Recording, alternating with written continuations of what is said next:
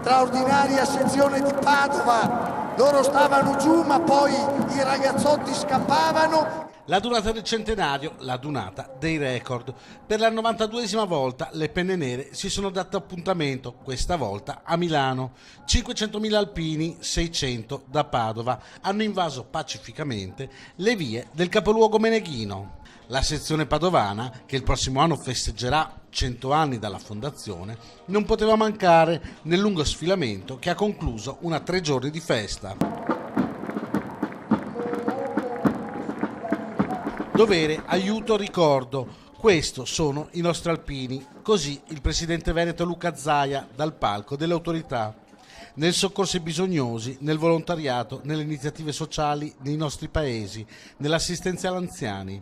Loro ci sono sempre. Quando c'è una penna nera, là ci sono generosità e spirito di sacrificio, ha commentato Zaia.